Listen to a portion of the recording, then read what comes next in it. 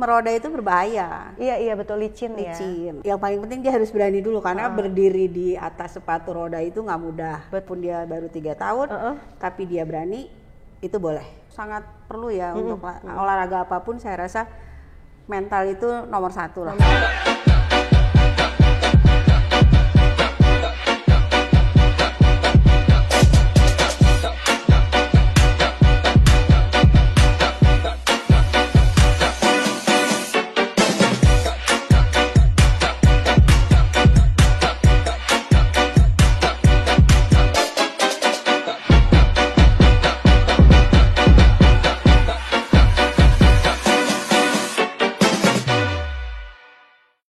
Satu kali ikut kejuaraan menang, besoknya udah nggak ikut lagi, maksudnya nggak ada konsisten, ya dia nggak bisa dibilang atlet. Saya selalu bilang sama anak-anak, podium itu bukan milik satu orang, semua bisa memiliki itu, tinggal tergantung gimana kerasnya kita berlatih. Apa sih bedanya antara sepatu roda yang zaman dulu sama yang sekarang? Kan sekarang namanya inline skate ya?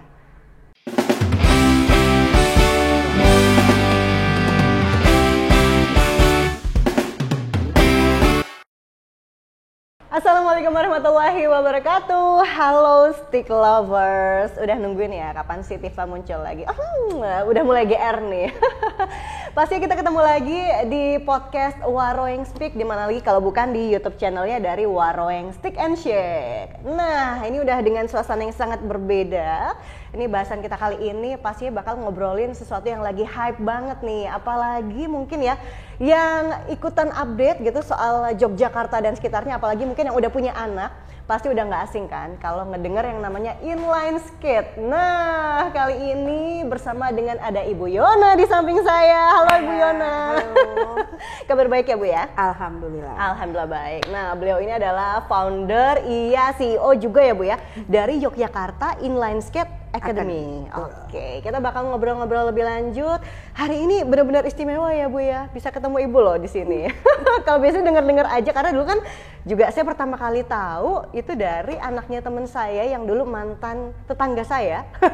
Itu udah ikutan ternyata di Yogyakarta Inline Skate Academy ini. Kalau nggak salah namanya berubah ya. Dulu kan bukan Yisa ya Bu ya? Ya, dulu Yogyakarta Inline Freestyle. Inline Freestyle. Itu berarti perubahan namanya sejak kapan? 3 bulan lalu ya, 3 bulan tahun lalu. ini. Oh, berarti bulan apa tuh, sekitar September ya?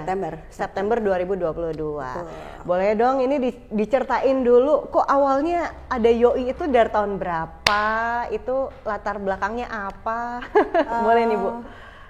Apa ya, latar belakangnya sebenarnya anak saya itu suka bermain sepatu roda. Kebetulan 2012 itu saya ketemu dengan satu komunitas di Malioboro. Nah, akhirnya terus mencoba untuk membangun lah gitu komunitas itu tersebut. Terus jadilah 2018 itu jadi namanya YOI, Yogyakarta Inline Freestyle. Memang kita itu inline skate yang di sepatu roda itu dibilangnya disiplinnya freestyle. Inline freestyle itu berarti ada beberapa jenis ya kalau nggak salah ya. Kalau sepatu roda itu disiplinnya banyak, ada inline speed, inline freestyle, agresif, skateboard. Nanti itu akan ada apa tuh, skuter atau apa gitu, itu akan masuk di situ juga. Oke, itu berarti sudah ada di Jogja sebenarnya dari 2012, tapi akhirnya baru mulai terbentuk YOI-nya itu di 2018 ya. Dan ini kan kalau nggak salah dulu tempat latihannya bukan di SCH ya, bukan di mall kan. Saya taunya dulu malah nemenin anaknya teman saya itu di Magu. Ya, kita banyak tempat sih.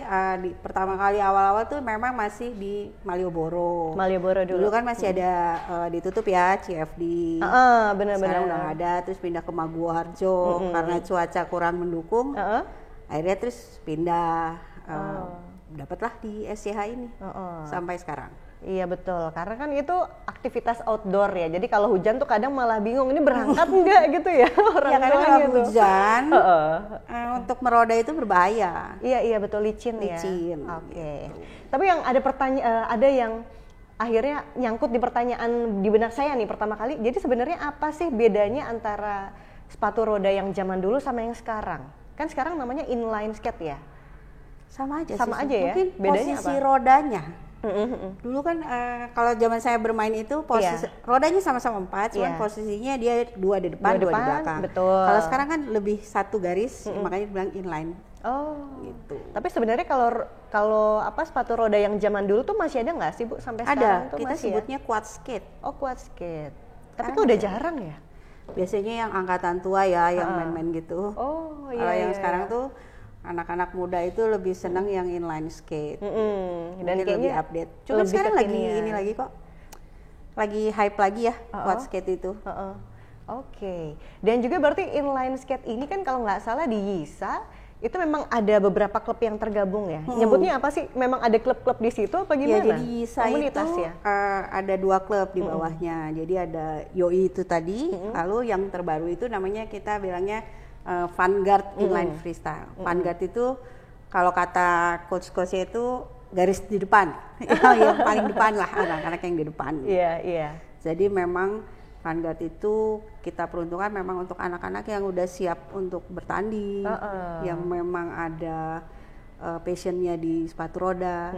Kan motivasi anak-anak bermain sepatu roda tuh macam-macam ya. Betul. Gitu. Jadi ada satu Vanguard itulah yang kita akomodir untuk anak-anak yang memang betul-betul menjadikan sepatu roda freestyle ini jalur prestasinya mereka. Yang nantinya bakal jadi atlet gitu apa gimana? Ya.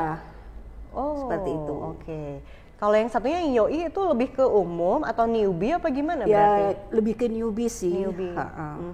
Cuman ada juga kan di Yoi itu ada kelas-kelas ya, misalnya dari beginnernya, terus kita belajar basicnya, lalu ada kelas yang paling atas itu kita sebut kelas slalom.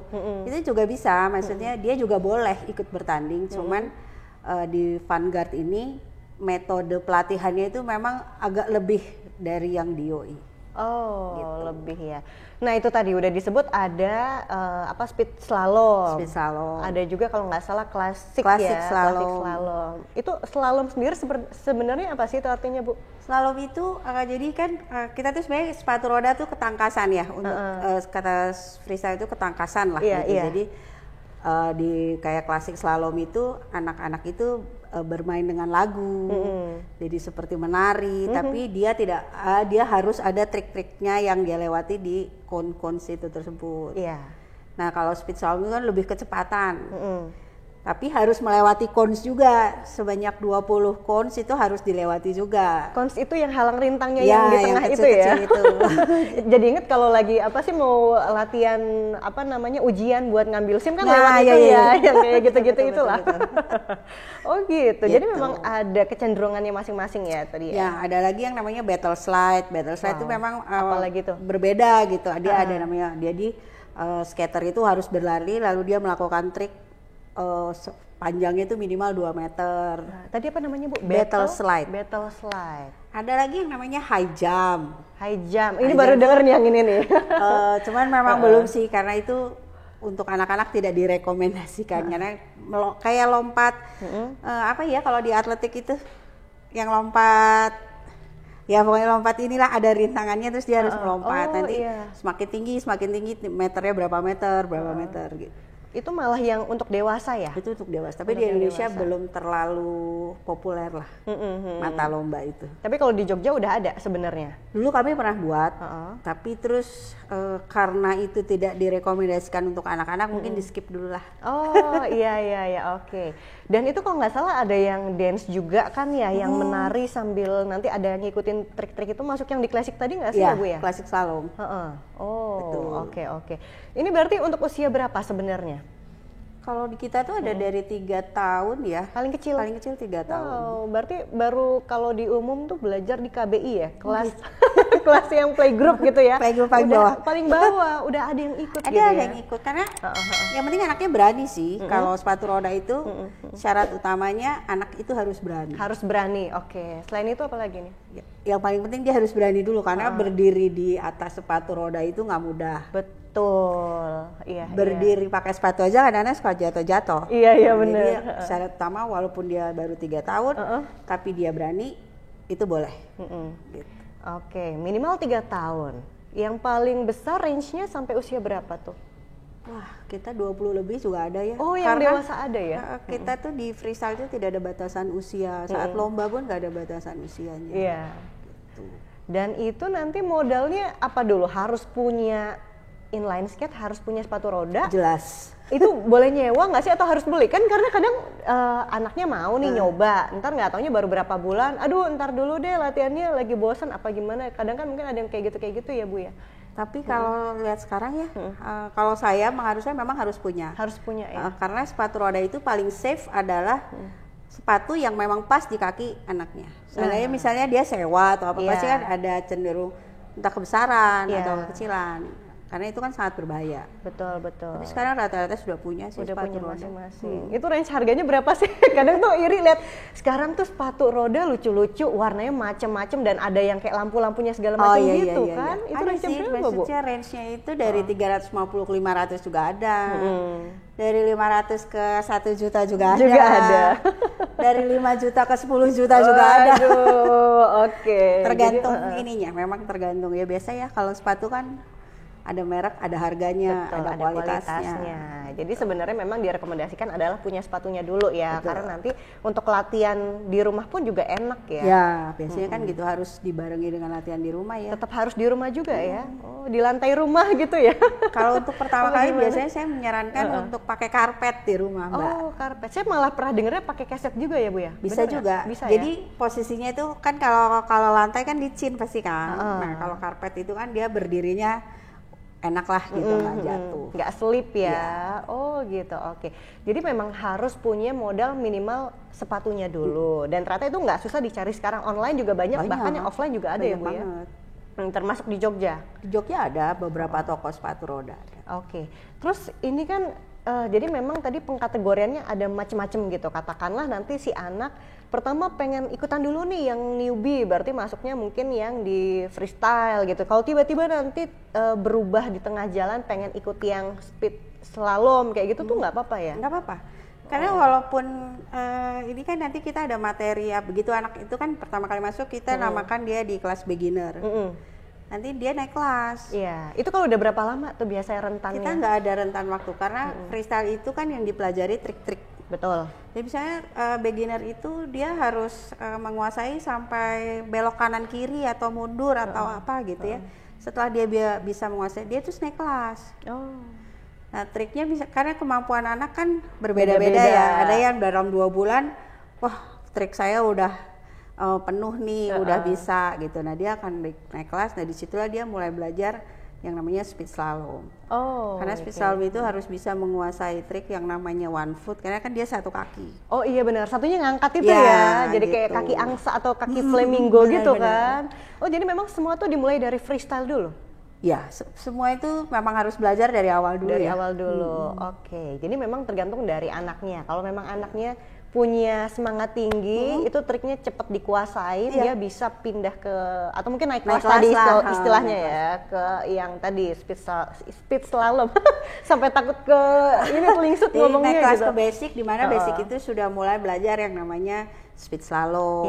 Jadi kalau beginner itu memang benar-benar belajar bagaimana cara berjalan pakai sepatu roda, cara belok kanan kiri, cara ngerem, cara jatuh pun juga diajarin di situ. Cara jatuh yang cantik gitu, yang nggak sakit gitu ya. Yang tidak membahayakan. Yang tidak membahayakan. Tapi kalau sekarang kan memang banyak ngelihat, ya udah pada jago-jago nih, anak kecil-kecil udah bisa di pinggir jalan, bahkan kadang mungkin masih dekat rumahnya ya gitu. Kayaknya udah enak aja, aman, bahkan yang orang dewasanya pun ikutan gitu loh. Jadi sebenarnya kalau kita udah tahu triknya, mau dimanapun posisinya, dimanapun lokasinya sebenarnya nggak masalah ya. Nggak masalah. Dan itu juga kalau nggak salah kan pakai pelindung ya Bu ya. Itu harus. Body protector, helmet tuh harus pakai. Apa aja tuh? Ada helm ya. Terus yang buat di sini nih tangan, terus di siku, di lutut. Minimal harus pakai itu ya. Sekarang tuh juga ada yang namanya saya kurang tahu dia apa namanya, tapi pakai celana gitu untuk anak yang kecil-kecil. Jadi supaya dia ketika jatuh terduduk nggak terlalu sakit. Ada celana khususnya ternyata. Ada bantalannya gitu. Ada bantalannya. Macam-macam aja sekarang ya Bu ya. Oke, nah ini berarti kan juga menjadi satu perhatian. Ini jadi sebenarnya kalau di inline skate sendiri itu yang dilatih apanya sih selain balancingnya atau keseimbangannya? Tadi juga disebutkan ada ketangkasannya juga ya. Apalagi sebenarnya selain kepercayaan diri untuk melatih apa mental juga mungkin ya? Iya, pasti mental itu sangat perlu ya untuk olahraga apapun. Saya rasa mental itu nomor satu lah. Nomor satu malah ya. Karena bukan hanya mental untuk menjadi juara, tapi untuk tidak menang pun butuh latihan mental yang cukup. Jadi kan ada anak-anak yang mungkin biasa menang, suatu saat tiba-tiba dia bertanding dia tidak menang, itu kan tugas kami juga untuk melatih mental anak-anak tersebut. Terkadang mental orang tuanya juga harus dilatih juga. Oh iya, karena apa? Ambisi orang tuanya biasanya pengen anaknya menang. Gitu ya. Gitu ya. Jadi tugas kami lah untuk melatih anak-anak itu. Jadi ketika dia pun juga tidak ada di sepatu roda, dia udah punya bekal yang cukup bagus ya. Gitu. Oke, kalau secara lebih spesifik nih Bu, ini kalau ngebahas tentang ketangkasan atau fisikalnya gitu ya, fisiknya apa yang sebenarnya dilatih? Apakah otot tangan, kaki ya? Kita lebih ke kaki. Dengan gerakan-gerakan, trik-trik segala macam kecepatan itu tadi ya.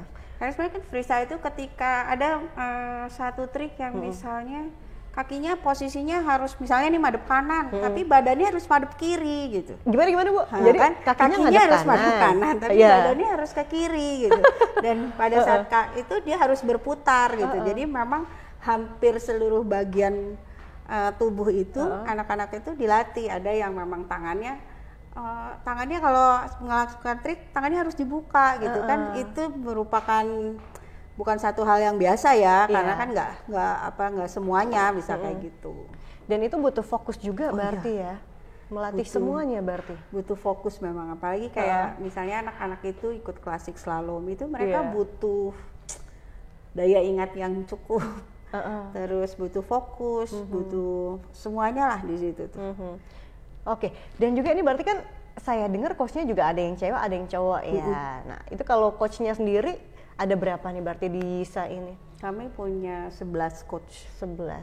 Itu gabungan cewek cowok ya? 11. Kebetulan sekarang ceweknya baru 1. Oh baru 1, sisanya cowok? Sisanya cowok. Dan jumlah pesertanya yang udah terdaftar di ISA sampai saat ini udah berapa nih Bu? Aktif itu 280 sekian ya. 280. Yang aktif 80. Berarti 280 anak latihannya di mana aja berarti? Di SCH ya? Di SCH, di Jogja City Mall. Jogja City Mall. Di Lipo Plaza. Lipo Plaza. Itu bebas milih kapan aja? Ada harinya. Oh ada kelasnya. Harinya apa nih? Boleh dibocorin juga nih. Buat stick lovers nih. Kalau Senin Rabu itu kita ada di SCH dan di JCM. Itu dibagi 2. Kalau Selasa Kamis Jumat di Lipo. Selasa, Kamis, Jumat. Oh, jadi memang ada hari-harinya mengikuti itu aja nanti ya. Bisanya di jam berapanya? Jam berapa nih? Jamnya tuh kita karena banyak jadi bikinnya 2 sesi. Jadi satu kali latihan tuh sesi 1 itu 2:30 sampai 5:30. Itu sesi pertama. Sesi pertama. Terus sesi keduanya mulai lagi jam 5 sampai jam 7. Oh. Nanti jam 7 sampai jam 9 tuh untuk yang senior, yang lebih yang besar-besar. Usia berapa tuh Bu kalau yang senior? Biasanya yang SMP ya. SMP, SMA, kuliah. Rata-rata memilih yang malam. Lebih free waktunya ya. Betul. Jadi memang itu waktunya jadwalnya di luar jam sekolah ya. Jadi memang anak-anak lebih enak nanti lebih fleksibel gitu ya. Lebih fleksibel. 280 peserta. Itu kalau nggak salah sih saya pertama kali dengar juga tuh inline skate dari pas pandemi. Jadi kayaknya tuh kalau boleh saya bilang bisa jadi primadonanya olahraga ya, atau mungkin aktivitas outdoor gitu ya. Mungkin kalau kemarin kan pas pandemi lagi ketat-ketatnya 2020, 2021, mungkin orang tua juga kepikiran nyari aktivitas yang outdoor biar apa namanya, kalau dulu kan rujukannya memang carilah aktivitas yang outdoor, jangan yang indoor, jangan yang tertutup, yang tetap bisa melatih anak untuk sosialisasi juga. Jadi kayaknya tuh dulu tuh banyak banget yang menggaungkan inline skate. Bahkan saya pun kalau ngeliat story teman saya yang udah punya anak juga ternyata banyak yang tergabung di inline skate gitu. Apakah memang karena pas ada pengaruh baik dari pandemi makanya akhirnya inline skate ini jadi hype banget gitu Bu sampai sekarang? Ya. Iya ya, ada ya. Pada saat pandemi itu justru kami memang anak-anak itu banyak yang bergabung gitu kan, karena ya satu mereka nggak sekolah ya. Nggak sekolah. Terus harus cari aktivitas dan iya, bener. mereka harus berolahraga juga.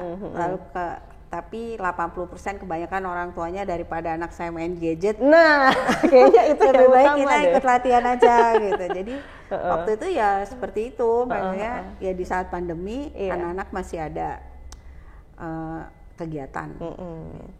Ya walaupun juga sempat kami dulu waktu pandemi itu malah jatuhnya kita home visit. Home visit tuh berarti gimana? Jadi coachnya yang mendatangi anaknya. Oh gitu. Ada dulu malah ya. Pada saat pandemi gitu kan anak saya masih pengen latihan tapi saya nggak berani gitu misalnya ke mall, dan kan ada sempat batasan anak usia berapa tuh nggak boleh masuk mall gitu. Oh iya. Nah akhirnya kami melakukan yang namanya home visit. Satu hari itu coach itu bisa ganti-gantian dari pagi gitu ya Bu ya. Jadi kita yang mengunjungi anak tersebut. Karena waktu itu pas pandemi 2020 tuh untuk lokasi latihannya udah di SCH, JCM sama Lipo ya? Ya, JCM baru tahun ini sih. Baru tahun ini. Tapi dulu sih sebenarnya awal-awal sekali kami belum di SCH tuh kami malah latihannya di JCM. Gitu ya? Oke. Karena saya nggak update sih ya. Baru tahunya tuh kayak setahunan terakhir gitu. Jadi ya terus baru mulai lagi di JCM berapa bulan ya? Baru 2 bulan inilah kita mulai lagi ke sana. Oh gitu. Berarti dulu sempat home visit, coachnya yang datang ke rumah, dan itu berarti jadwalnya tambah padat lagi ya, karena kan tambah capek juga ya coachnya. Harus berkeliling setiap hari. Tapi gitu. Ya itu untuk support anak-anak ya, biar mereka juga nggak berhenti olahraga. Betul. Ada kegiatan. Dan akhirnya sempat online juga nggak? Bisa nggak sih dilakukan olahraga online gitu? Kalau online sulit ya, karena butuh fisik ya. Dia coach itu butuh skater itu butuh satu treatment dari coachnya. Misalnya saat mau belajar trik apa, kalau online itu kan susah. Nah, kan kadang-kadang harus dibantu gitu. Kaki kamu harus begini. Jadi anak-anak itu harus melihat langsung. Kalau online pernah mau bikin tapi kayaknya nggak efektif. Nggak efektif. Tapi pernah dicoba nggak waktu itu Bu? Pernah dicoba. Jadi tapi caranya itu online-nya juga coachnya kasih PR. Nanti anaknya bikin video kirim. Iya kayak PR sekolah kan gitu ya dulu. Kira-kira udah bener belum? Kalau belum nanti di ini lagi diperbaiki. Oke, jadi yang benar-benar mulai offline aktif di mall-mall ini berarti yang mulai banyak lagi loh, karena kan udah mulai mereda waktu itu pandemi, akhirnya ada naik gelombang lagi gitu. Reda lagi. Berapa ya? Mulai 2021 kalau nggak salah udah mulai. Pokoknya ketika mall itu dibuka untuk anak-anak, udah mulai lagi. Dan biasanya tuh kalau yang datang duluan tuh itu orang tuanya tahu dari mana sih Bu? Dari sosial media ya biasanya? Lebih banyak dari teman ke teman. Dari teman-temannya. Oh, dari mulut ke mulut, lihat story-nya kan. Kayak saya juga gitu sih. Karena menurut saya tuh ibu-ibu itu saran media sosial untuk promosi yang paling hebat. Bener-bener. Apalagi kalau lagi arisan, lagi kumpul reunian tuh udah yang diceritain tuh tentang anaknya gitu ya. Anaknya pasti gitu. Bener-bener. Dan sampai sekarang tuh berarti kalau nggak salah kan udah ikut kejuaraan juga ya. Udah banyak. Bahkan udah sampai yang nasional juga gitu, nggak cuma di lingkup yang daerah ya. Iya betul. Itu karena memang udah ngeling ke nasional juga ya Bu ya. Udah diakui sebagai cabang olahraga ya ini ya. Kalau cabang olahraga kita namanya sepatu roda. Memang namanya induk organisasi itu namanya Porsrosi. Apa Bu? Porsrosi. Persatuan Olahraga Sepatu Roda. Oke. Gitu kan. Memang udah lama gitu, terus sudah diakui, dan memang banyak kejuaraan nasional antar klub. Itu akhirnya bisa disebut sebagai atlet itu yang akhirnya bukan mengklaim sih, menjadikan gimana nyebutnya, prestasi pasti. Oh gitu. Prestasi dan konsisten. Karena satu kali ikut kejuaraan menang, besoknya udah nggak ikut lagi, maksudnya nggak ada konsisten, ya dia nggak bisa dibilang atlet. Padahal kejuaraan itu biasanya range-nya tetap ya, maksudnya berapa bulan sekali itu pasti ada. 3 bulan sekali, 4 bulan sekali, tergantung level-levelnya. Paling kami kan dapat info misalnya mau ada lomba nih, nanti kita akan share gitu ke orang tua. Siapa yang mau ikut? Gitu. Karena terus ya udah kalau mau ikut ya bayar, mandiri lah, sifatnya mandiri. Kami itu hanya membantu melatih, mempersiapkan anak-anak yang mau ikut lomba. Oke. Dan itu nggak ada direkomendasikan misalkan ini anaknya ibu ini nih bagus gitu ya? Oh enggak ada. Kalau saya lebih senang semua anak punya kesempatan. Saya selalu bilang sama anak-anak, podium itu bukan milik satu orang, semua bisa memiliki itu, tinggal tergantung gimana kerasnya kita berlatih. Wow, jadi semua punya kesempatan jadi yang semua sama. punya kesempatan yang sama. Nggak ada yang merasa dianak emaskan ya. Betul. Dan itu juga diterapkan memang di ISA seperti itu. Karena sepatu roda ini kan olahraga kayak speed slalom apa itu kan olahraga terukur ya. Jadi ketika kamu berlatih ya kamu dapet hasilnya yang baik. Ketika kamu nggak berlatih ya kamu sampai di situ aja. Oke, dan ternyata maksudnya selama dari 2018 tadi yang dibilang mulai benar-benar hadir lah ya di Jogja sampai dengan detik ini, ada nggak sih anak-anak yang akhirnya berguguran gitu Bu? Oh banyak. Kena seleksi alam ya bahasanya ya. Banyak banget. Kenapa bisa kayak gitu? Karena freestyle itu kan kita belajar trik ya seperti yang tadi saya bilang. Makin dia naik lama berlatih, triknya itu akan semakin sulit. Ya namanya juga naik kelas harusnya tambah-tambah lagi ya. Bertemu yang sulit tuh kebanyakan anak-anak itu mundur. Gitu. Aku nggak bisa, aku nggak ini. Itu mental juga berarti ya? Itu mental juga. Jadi kadang-kadang kan misalnya dia melihat temennya udah bisa, dia nggak bisa. Ada anak yang termotivasi, tapi ada anak yang jadinya minder. Padahal itu dua anak itu seumuran gitu ya, sepantaran bisa ya? Dengan masuknya sama, umurnya sama, tapi tidak semua tidak bareng gitu loh. Ininya apa? Perkembangannya. Jadi banyak, itu udah biasa lah. Udah biasa. Jadi kalau ada yang daftar itu udah biasa, tapi biasa. Yang berguguran juga itu udah biasa juga. Tapi biasanya gini, maksudnya lebih karena faktor apa nih? Mungkin orang tuanya juga kurang support atau memang dari anaknya yang kelihatan dari awal kayaknya kurang atau mungkin passionnya bukan di situ gitu ya. Kalau saya biasanya ketika dia misalnya masuk 6 bulan berlatih, perkembangannya agak ini, saya selalu pasti akan ngomong ke orang tuanya, mungkin ini bukan di sini gitu, bukan di sepatu roda, entah bisa mungkin dicari kegiatan yang lain. Jadi kita kan juga harus fair ya. Iya benar-benar. Ketika anaknya itu memang nggak mampu, nggak bisa kan kasihan gitu, akhirnya nanti dia jadi minder saat latihan, terus murung. Jadi orang tuanya juga harus diberi pengertian. Kadang kan orang tua itu tadi ngikut tren. Iya. Ya, anaknya mau disuruh ini, padahal tuh sebenarnya anaknya nggak di sini, nggak di situ, iya. Tapi kadang ya, maksudnya sebagai orang tua kan kita pengen coba deh anaknya dimasukin, siapa tahu suka. Tapi kalau memang ternyata dilihat dalam rentan waktu, ini kok perkembangannya masih stuck aja dan anaknya kayaknya mungkin agak kurang gitu ya. Jadi memang harus open minded gitu. Pasti saya akan kasih coach itu juga saya selalu bilang harus kasih masukan ke orang tuanya. Jadi kita punya kayak buku latihan. Setiap latihan itu coachnya itu mengisi gitu materi apa, evaluasinya. Nah biasanya penghubung antara coach dan orang tua itu dari buku itu. Jadi udah sekolah aja ya. Jadi coach itu menulis misalnya harus ganti sepatu atau hari ini anaknya nggak latihan, cuman main-main gitu. Ada jadi gitu ya? Ditulis di situ. Jadi maksudnya ada juga yang orang tua udah nganterin anaknya buat latihan terus ditinggal tuh juga ada ya? Ada juga. Ada juga ya. Gitu. Jadi nggak terpantau. Disitulah fungsinya coach itu ya. Ya fungsinya buku itu. Jadi orang tua tetap update gitu. Jadi itu juga sebenarnya buat bahan evaluasi kami gitu. Jadi kita bisa lihat, loh kok anak ini misalnya dalam 1 bulan triknya nggak nambah-nambah gitu, hanya itu aja dan penguasaannya nggak bagus. Gitu. Nanti kan sesama coach itu mereka akan saling tukar pikiran gitu, caranya ngelatih anak ini gimana sih supaya cepet, biasanya gitu. Oke, ini berarti Bu Yona tuh juga ini ya Bu ya, selalu hadir di saat tertentu kah? Atau mungkin saat tertentu atau setiap hari apa gitu pasti ada memantau, karena kan kayaknya juga deket juga ya. Kalau saya pernah dengarnya Bu Yona nih juga sempat jadi coach juga kan? Dulu kecil-kecil, anak kecil-kecil. Cuman saya sekarang nggak terlalu sering datang sih ya. Kalau dulu awal-awal saya masih ada waktu banyak, tapi sekarang kalau pas lagi kosong, saya pasti datang kalau nggak di SCH atau di Lipo. Oke, wow, aduh banyak banget yang pengen diobrolin ya. Nah ini juga yang penting mungkin soal ini nih, untuk mendaftar ya, karena informasi ini kan akan jadi sangat sensitif biasanya. Dalam sebulan atau mungkin gini, setiap kali bisa bergabung di YISA ini nanti apakah bayarnya setiap kali datang atau mungkin setiap sebulan langsung direkap dengan kehadiran berapa kali gitu? Per bulan. Per bulan ya.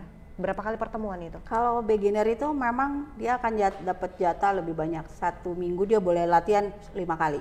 Wow, hampir tiap hari hampir setiap hari dia boleh. Uh-uh. Nanti begitu di basic, dia udah sama kelas slalom itu 1 minggu 3 kali. Oh, minimal 3 kali. Minimal 3 kali. Dan nanti kalau untuk direkap 1 bulan, untuk pembayaran biayanya berapa? 250.000. Hanya 250? Hanya 250. Itu kan murah banget ya Bu ya? Murah, lumayan, mahal ya? itu relatif. Oh relatif, tapi maksudnya gini loh, coba dihitung 250.000 dengan tadi aja 1 minggu 3 kali pertemuan, berarti kalau dikali 4 sekitar 12 kali pertemuan. 12 kali. 250.000 dibagi 12 kali pertemuan berarti sekitar 20.000 something gitu kan? Ya sekitar segitu. Wow, tapi kalau tambah jajan di mall kayak nambah lagi ya. Perkedatangan bisa 200.000. Bener-bener. Wow, segitu. Dan antusiasmenya berarti makin banyak kesininya? Banyak sih, semakin banyak. Ada kelas private nggak sih itu Bu? Kita ada juga kelas private, cuman kadang-kadang menyesuaikan waktu dari coachnya. Ketika coachnya menyanggupi, ya baru kita buka. Kalau enggak. Oh, untuk yang usia adult yang dewasa juga tetap ada ya? Dulu kita ada parents itu latihan gitu. Oh, untuk orang tuanya malah? Cuman sekarang itu mungkin karena kita udah penuh jadwal dengan persiapan lomba, ini dan itu, jadi parentsnya udah nggak latihan sendiri-sendiri. Oh, latihan sendiri-sendiri. Yang saya lihat juga di update di Instagram nih lagi ada award ya Bu ya, kalau nggak salah ya. Itu buat memotivasi anak juga ya? Ya, jadi kita kan kalau dibilang apa ya, yel-yelnya itu bilangnya kan YOI the best. YOI. Best itu tuh sebenarnya ada ininya, B itu brave. Oh, ada singkatannya. E itu empathy. S-nya tuh spirit, sama teachable. Aduh, keren. Jadi kita melihat anak-anak itu siapa yang paling misalnya dia empatinya bagus sama temennya, nggak pelit berbagi ilmu atau apa, misalnya suka menolong. Nah itu anaknya masuk di kategori award itu. Oh. Jadi setiap tahun tuh kita rutin. Pasti ada. Berarti tahun lalu juga ada ya? Ada. Oh, oke. Karena teman saya minta bantu vote nih, ayo dong, like dong gitu. Udah. Nanti kita juga ada sekarang ada kategorinya favorit skater. Jadi temen-temennya mungkin seneng, coachnya juga seneng. Terus ada favorit parents. Wow, ini bahkan sampai parents aja dilibatkan ya. Tapi keren loh, maksudnya saya ngeliat gini, circle-nya itu akhirnya membawa dampak yang positif. Bukan cuman di saat latihan, bahkan di luar latihan tuh masih tetap suka ngumpul gitu ya. Iya, biasanya gitu. Kayak gitu ya, bahkan orang tuanya juga loh. Iya, saya tuh kadang-kadang kan saya tuh paling jarang buka-buka Instagram atau medsos tuh. Kadang-kadang saya buka, tapi nanti tiba-tiba suka lihat, yang ini lagi jalan-jalan nih, gimana ternyata gitu lagi ya? Pergi apa gitu, entah camping bareng, entah apa gitu. Ya seneng sih, akhirnya wadah yang kami buat itu bisa membuat keluarga baru buat orang tua yang lain. Tapi secara umum ini kalau saya lihat testimoninya juga positif semua, terutama dalam hal kepercayaan diri si anak itu tadi ya, semakin tertempa.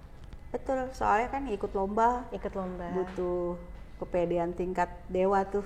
Wah, iya benar-benar. Kadang kan dilihat orang banyak. Iya.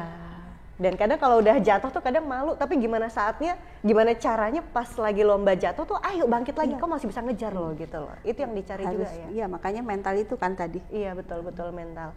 Dan juga kalau untuk kedepannya nih Bu, Yisa sendiri.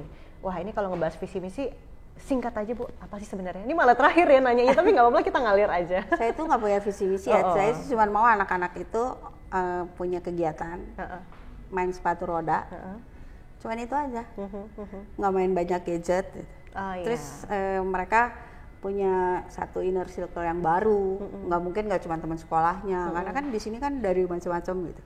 Senengnya ngeliat anak-anak tuh jadi pribadi yang lebih berkembang ya, lebih ceria gitu. Dan juga nih mungkin kalau boleh ngasih pesan juga untuk para orang tua yang mungkin masih bingung, karena kalau saya sendiri kan punya anak yang usianya 3 tahun 4 tahun, baru mulai pandemi mereda ini baru mulai keluar nih, ayo kita cari aktivitas buat anaknya, itu betul gitu ternyata. Apa nih, pengen ngasih pesan apa sih buat orang tua sebenarnya Bu? Sebagai orang tua juga gitu kan, kita udah lihat dari sudut pandang yang berbeda deh. Pesan ya buat orang tua itu, kalau kita mau mencarikan misalnya kegiatan, jangan yang kemauan kita. Aduh, itu kan ego tuh susah banget sebenarnya. Harus yang anaknya suka. Jadi kasihlah anak itu kebebasan saat dia memilih satu kegiatan. Ketika dia sudah memilih, kasih kepercayaan. dan mereka itu dikasih kesempatan untuk eksplor diri mereka itu sebebas-bebasnya. Jangan kemauan orang tuanya. Tapi kan kalau nggak nyoba kita nggak tahu ya potensi anak kita yang mana. Ya gitu. Betul. Memang harus dicoba. Cuman kan kalau sepatu roda ini nggak perlu dicoba lama-lama. Ketika kita lihat anak itu kurang berani, takut, ya memang mungkin bukan di olahraga ini. Gitu. Oke. Jadi memang menerima sesuatu, bahkan menerima kekalahan itu juga menjadi penting ya. Nah ini sebelum berakhir nih, ini informasi yang juga harus disampaikan buat para stick lovers, sosial medianya Yisa nih, silakan Bu.